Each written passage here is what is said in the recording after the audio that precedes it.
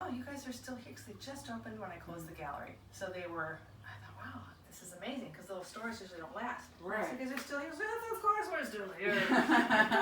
Come on in. Just taste some chocolate, taste some chocolate. So he was big taste. If you like free chocolate, he'll give you lots of taste. Oh, yeah. And on Friday night, they even have wine. Awesome.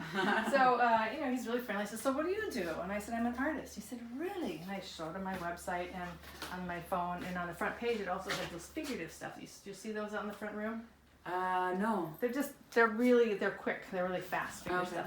And he said, wow, you're the real, let's start off with these. And then we went down and he saw the figures. He said, wow, you're the real deal. Like, that's what tells you? Okay.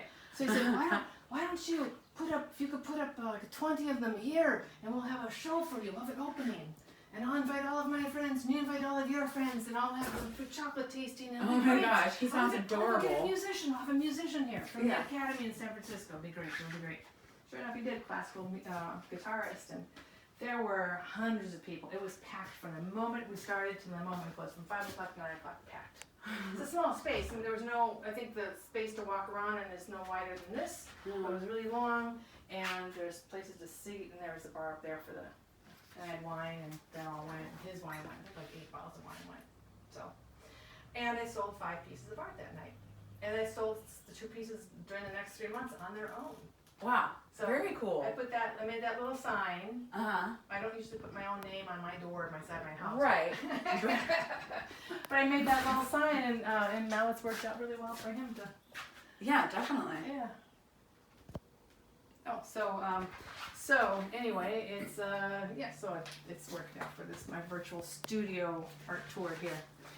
I wanted to answer some of your questions. I have lots. What are they? What's the process that you use to create all those layers? Are they different materials that you use to layer? Is that canvas or is that wood? It's wood.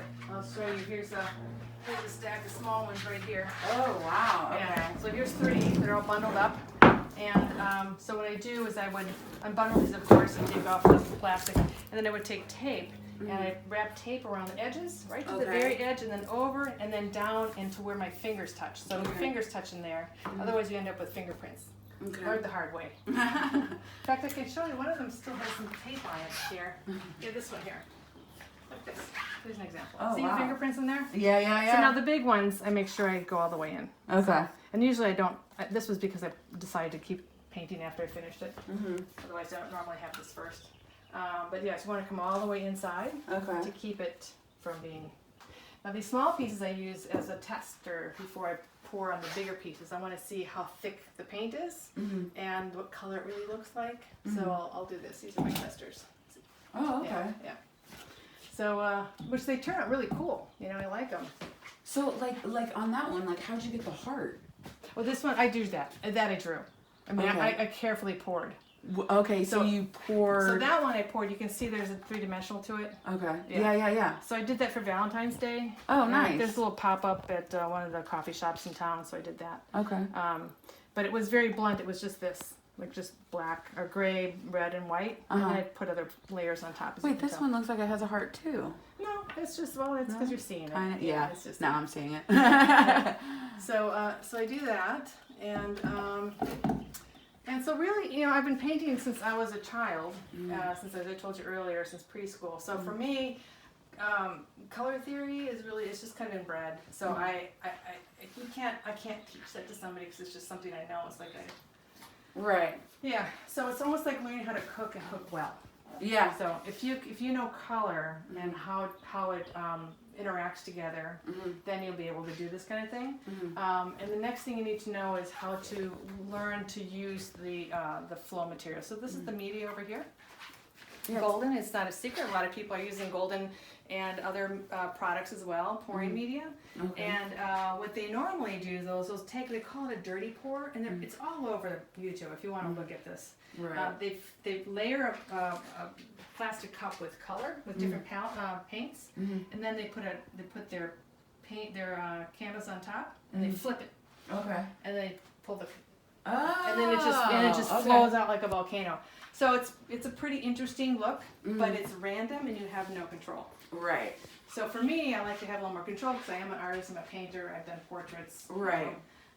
So You like to have a little in more landscapes. intention in your work. Yeah. Absolutely. So I did that a couple of times. I thought, well, that's really, and I'm wasting a lot of paint, and so For this, do you mix your own colors? I do. So this is my, so down here in my lowercase here, Mm. this is what I call my palette level. Mm. And then on this one here, this one has different densities of color, Okay. different media types, and different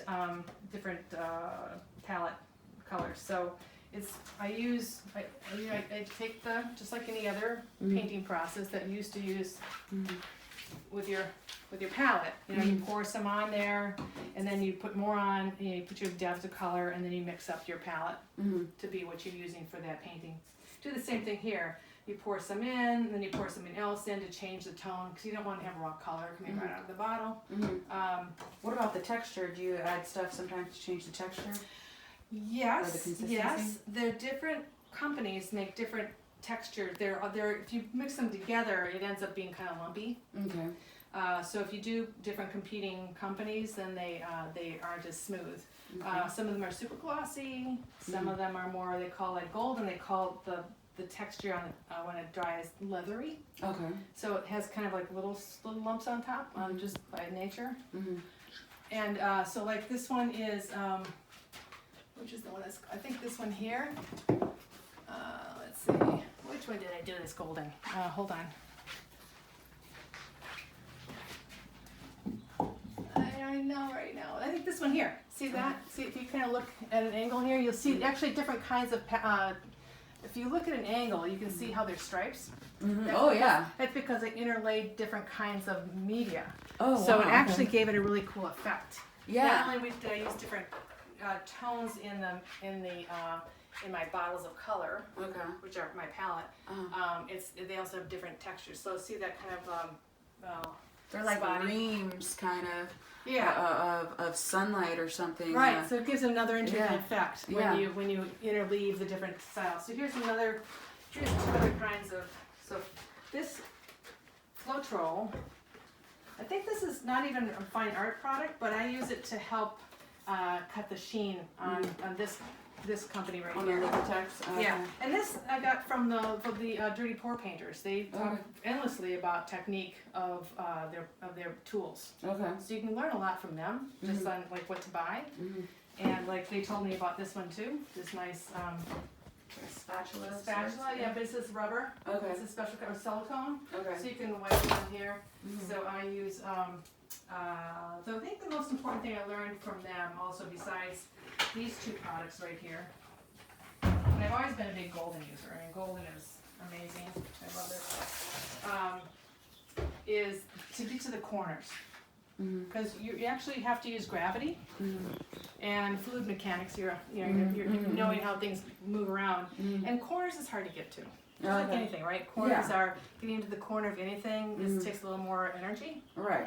So what I do is I just kind of move it over the corner first. Yeah. Like that. So it's already over there. So Yeah. then it's drawn over there. Yeah, and you get full coverage basically. Yeah. So that's it. You want full coverage. All right. So get back to the basics. Yeah.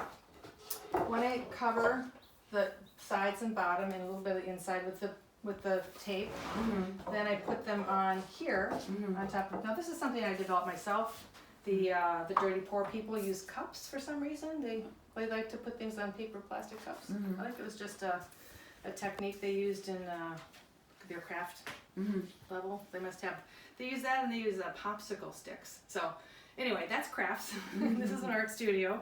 So I cover my table, my workspace with plastic, and then I use these sticks and these are my easel. So now if my easel is flat instead of up. So my easel's over there in the corner, right? Okay. Sometimes I still pull it out and do some painting because I'm inspired to work on an older piece. Right. I've got my brushes here, and I've got all my paints here. Very nice. My brushes are always out, and That's quite a collection of brushes. oh, that's only half of them. And sometimes I even paint on the board. So midway through the pour, I'll paint because I want to have more control of what's emerging. Is that planned or is it like a sudden inspiration? It's all inspiration. In fact, all of it is I rarely plan anything except for the size and the masking. So I kind of have a analogy to dating. You know, it takes a lot of work to find the right person to go out with. And you go, yeah, okay, yeah, that's what I'm doing. And then there's a lot of work, like, what am I going to wear? Well, then you got to put the paint, you figure out what palette you're going to use, and then you have to put the tape on there. So you're cleaning your hair. Yeah. Your makeup on, All making sure your teeth are clean, got it all ready. And then it's time for the date. Yeah. And then it happens, it's all done in like 20 minutes. Yeah. Half an hour, poof, one layer is done. So that's one date. So then you gotta do it, and then you gotta wait, right? You gotta wait. Yeah. You gotta wait 2 or 3 days. Yeah. You know. Yeah. Don't call you're too busy. quickly. You're washing your hair. Right. Yeah. Yeah, and then you wait, and then it's ready. Okay. And then you gotta do it all over again. Say, now what I'm gonna do, right? So now you gotta figure out what you're gonna wear again, right? Now you're gonna what you're gonna talk about. So what I'm gonna talk about comes through at the time of the painting. That's where my muse comes through. It's where I do a little meditation. I'll have very light music going on. Sometimes I have kind of rock and roll stuff that I like, but usually I keep it very light because I want to hear what my muse has to say.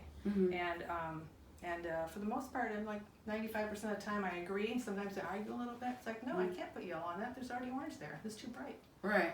Oh, well, I mix it with white. Oh, that I can do. That I can do. Can you tell me if any of these paintings you're listening to rock and roll at the time that you painted them? I'm just curious if there's a difference in what kind of music you listen to. And how it comes probably out. that one over there, and that one's a transition piece right there. This one here, the blue, aqua, and purple. So that's actually on canvas, and I painted that first, and I have a lot of lines in there, which is what it's a different series. And as I was transitioning to flow media, then I said, okay, I'm going to try this out here, and I did, and I really liked it. So I think before. Yeah. Yeah. So tell me more about flow media, because I'm not familiar with that expression. Well, media, so you've got oil, right? So you've got acrylic media, right? Just acrylic right here in your containers. You can have, this is actually, these are called, this is literally flow. Oh, okay. This is literally flow. High flow acrylics. Okay. So it's a flow media. Okay. So this is medium, it's a flow medium because Okay. it pours. Okay. I guess you'd call it pour medium if you want. But there's there's the pasty style, which is thicker. Oil is the same thing, right? It's dense, it's pale. And then you can get it very thin. You thin it out with turpentine, right, or oil. But turpentine really thins it out. So you do a wash with the turpentine, really thinned out with turpentine. Watercolor, you do a wash and you get it really, really loose, like maybe 1% paint. And it's just like a bucket of dirty, water, gray or red, whatever. And you'll use that to push back the mountains to give them distance. So you want to put a wash of pale red or gray, and that's how you get that distant look. Okay. So you do the same thing here. So there are washes. Sometimes I just have a wash. Like here, take a look at this, 2%. 2% of Floetrol. Here's my final. It's my final golden. So I've got a really, really thin. See, thin red. That's red. Can you see that? I mean, it's barely red in there, huh? Yeah, it's really. It looks like it's gray, but that's my final pour. And sometimes I might, because I do still kind of landscape versions of these. Sometimes I'll put it at the top to give it some depth. Okay. And that's the depth you get. Yeah. So you wouldn't see it. I mean, if you couldn't say, oh, I can tell you've got a red layer up there. Yeah, no. But just like you can't tell any other wash when you do a very final wash on your acrylic or oil paint or water, it's the same thing. You have that final wash where you make it very pale and then or you denser. can create a haze or something. Yeah, that's what it is. It's haze. Okay. So that Purple Mountain haze. Okay. It's really atmosphere. So you're literally, I don't want to say atmosphere because atmosphere sounds, like people atmosphere, but that's what you're doing. It's literally you're putting atmosphere up. So that's cool. Very cool. And this I put 2% flow. I put this stuff here. Okay, Floetrol. Okay. Floetrol, because this makes it less shiny. Okay. And which I want for my top layer also. Okay. So this might be denser, but it's not shiny. Okay. If it's too shiny, you're going to mirror. Yeah. You can't see the painting, so you need to cut that. Well, here, this actually has this is actually a golden. I can tell because there's a little bit. See how when you in the light, you kind of tell there's like leathery. It's not flat like a mirror. Right. It's got some waveriness to it, and that's what golden does. It's shiny, but not super shiny because there's a little bit of a texture. do you feel inspired by you said you had a background, was it mineralogy? Geophysics and mineral physics, yeah. So my geophysics degree, I went to Alaska, Okay. and I was inspired to go into geophysics by reading Carl Sagan's book Cosmos a long time ago. So I didn't know I was an art major, took a year off, took a computer course thinking, oh, that's what everyone's doing these days. Right. Found I was good at that, and then I took a chemistry class and a math class, and I found out I was good at that too. So all these things is how this happened. How do I do with that information? Right, yeah. So I was invited to go to Alaska, which is pretty exciting. I was in that gap year. So I went up there and it's like, well, now what do? I've got to go back to college. Well, what do they do here? Geophysics. And I read that book and went, bingo. I was so excited. I got a job at the Geophysical Research Institute as a programmer. Wow. So I got through school. So I had no money. All right. And then I've always been inspired by mountains and space physics and mineral physics and mantle physics, and all that stuff has been, it's just kind of in the background of everything I do. Yeah. No, I can see it. Yeah. I can see it. It's just I was looking at this one, and I was just like, oh, this kind of reminds me of like a geode or I don't know, but then different layers and these like awesome crazy colors that like just everything kind of goes together, and it's like, but how? Like, where does the inspiration come from? And I'm starting to tie it together, what you told me about your background and everything. I'm like, so color theory makes sense. And being in geology, I actually came to Silicon Valley a long time ago to work at the U.S. Geological Survey. Oh, okay. And then I did some other stuff, and then I ended up just staying here in Silicon Valley, and opened up my art career again. So when I was studying science, I had to like really divorce myself from a lot of art stuff. I mean, I still drew a little bit. Right. But after 10 years of doing it, so when I was like 21 to 31, I didn't do a lot of art because I had to really focus. It was a new way of thinking, a new life. Right. And 31, it's okay. I gotta paint again. Yeah, you gotta tap into that. Yeah, that's your passion. Yeah, that's who I am. So I've been doing this full, like 50% of the time since I was 31. Wow. Yeah. So this one right here, or these two actually, did you do these the same day? Because I'm seeing a lot of similarities in the color. Okay. I always do 2 or 3 pieces at once. I'll have a big piece here and a small piece here. Okay. Yeah, or even down here. See this? See like these 3? Oh yeah. Okay. Yeah. So here I'm working on these 3. Wow. I'm working on these 3 right now. Wow. So I'm working on these 3. Oh, those are gonna sell really easily. And I've done 2 layers on here. But actually, I did a painting first. I painted these with just regular acrylic first. In fact, even up here, I did some painting. Wow. Yeah. Very nice. So, So I mean, but when you did these two, excuse the noise. Did you feel like you were channeling the ocean a little bit? Yeah. Or did you realize that maybe after you stepped back and looked at it once it was done? Or was that like, or am I only seeing that? No, it's the ocean, because it's the colors of the ocean, right? That deep aqua. So when I set up my palette to pour it, I bring out I have a lot of these paints, right? So I'll bring out like 3 or 4, and I'll limit myself.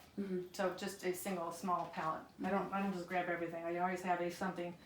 And then I have so here I had like each layer I use 2, usually something that small. I just put 2 colors per layer, and then I just I love putting blue over yellow. I've always liked that. Yeah. Because that's kind of how the sky works sometimes at sunset or sunrise. You get that. Yeah. It's just, I think it's a lovely effect. Gosh, it's like there was little air bubbles that just make it even more reminiscent of the ocean. Well, that's another thing you can do. You can put things into those medias to create texture like that. So there's. Can you give me an example? And this again, you can get from the Dirty Poor People. Okay. So silicone oil. Oh, okay. A couple drops of that in, or maybe some water. A couple drops of that, and you have I've to. done the water thing, yeah. You have to experiment to know how it ends up. Yeah. And then they interact differently with the different media, golden versus Liquitex. Right. And you can't put all of them together because it's like if you put all your herbs together. Exactly. They cancel each other out, kind of. So you have to just learn how to use them, just like you would any tool. right? You just have to practice on small pieces and see where it works for you. Do you even like doing this? Right. You know? Right. How long does it take to dry? Well, it should be 2 to 3 days. Oh, and okay. depends on how thick Really it has is, to 'cause cure. you can really pour a lot off if you want to. Okay. Or you can leave it on really thick. Okay. So Interesting. yeah.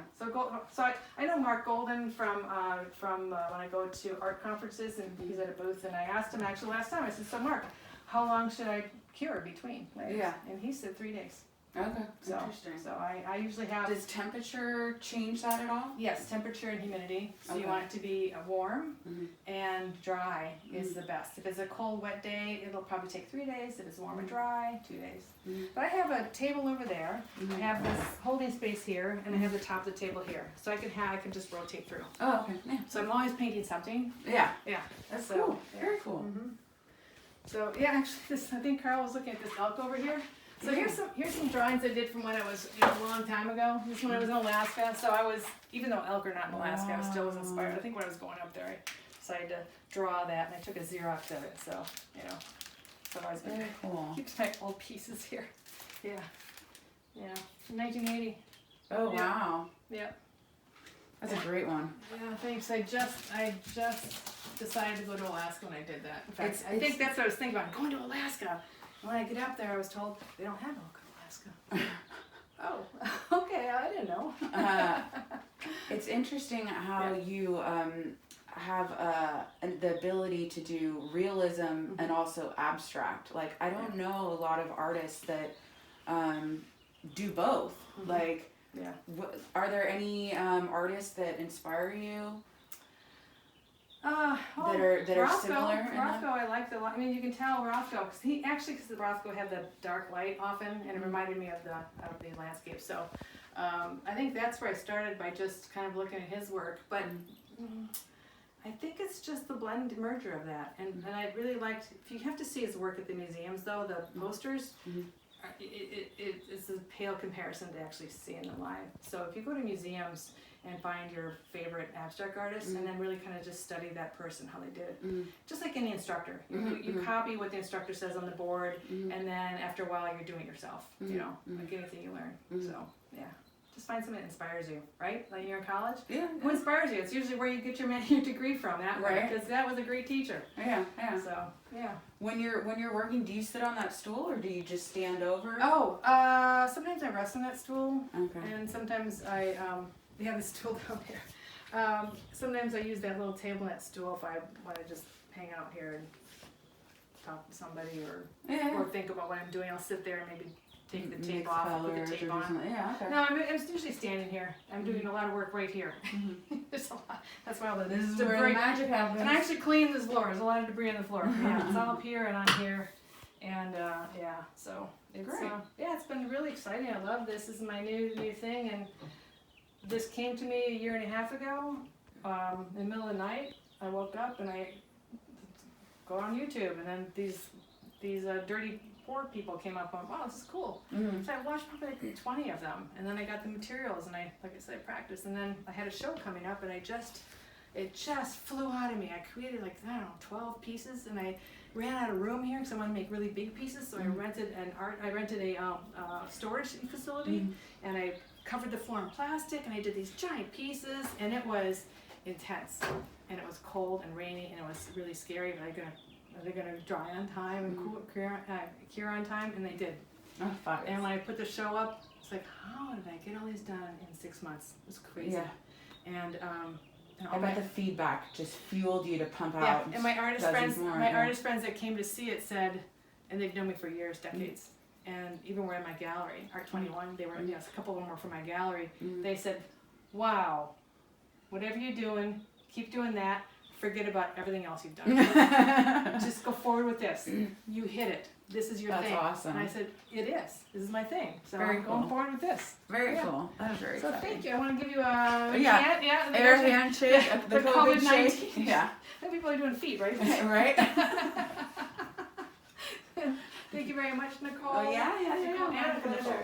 Yeah, Either or, whatever's All right. easiest for you to remember. Okay, well, I think thank you for being part of my virtual gallery. Oh, yeah. No, this is really cool. Great. I am inspired.